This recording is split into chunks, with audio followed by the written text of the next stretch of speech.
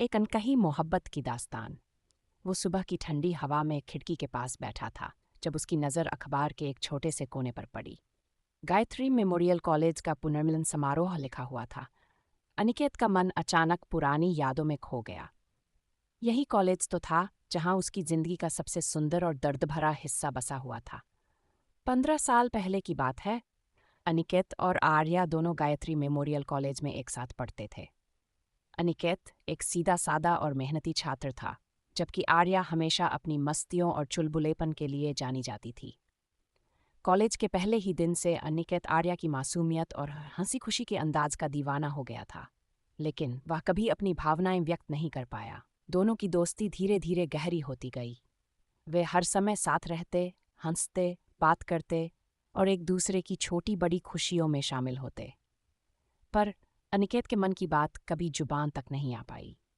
एक दिन कॉलेज के अंतिम वर्ष की पार्टी थी।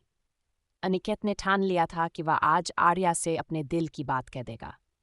पार्टी में सभी दोस्त मौज मस्ती कर रहे थे और अनिकेत की नज़रें आर्या को ढूंढ रही थीं। उसने आर्या को गार्डन में अकेला बैठा देखा। उसकी हिम्मत जुटाकर वह आर्या के पास गया और बोला, आर्या, मुझे तुमसे कुछ कहना है। आर्या ने मुस्कुराते हुए कहा, कहो अनिकेत। अनिकेत ने उसकी आंखों में देखते हुए कहा, आर्या, मैं तुम्हें बहुत पसंद करता हूँ। तुम मेरी जिंदगी की सबसे अहम हिस्सा बन चुकी हो। क्या तुम मेरे साथ हमेशा के लिए रहोगी?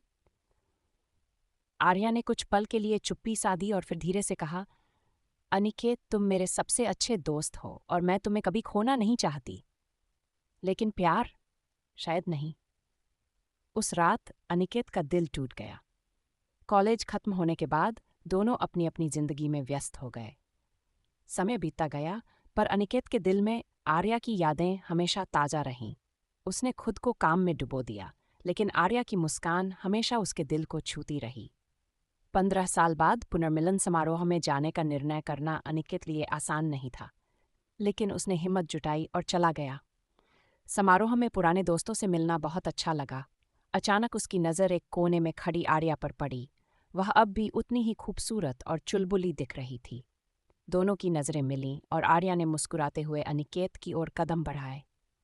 अनिकेत, कितने सालों बाद मिल रहे हैं? अनिकेत ने मुस्कुराते हुए कहा, हाँ, बहुत समय हो गया।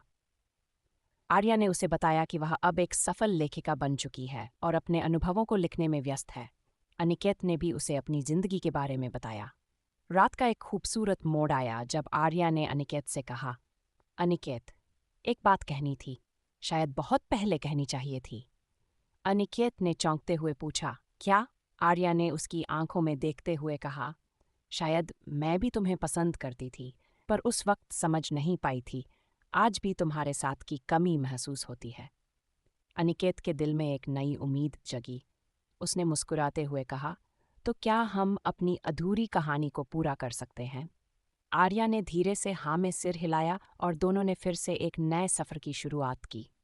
इस कहानी से हमें यह सीख मिलती है कि सच्चे प्यार को वक्त लक्ष्य में सच्ची भावनाएं हो तो समय कभी भी उन भावनाओं को मिटा नहीं सकता।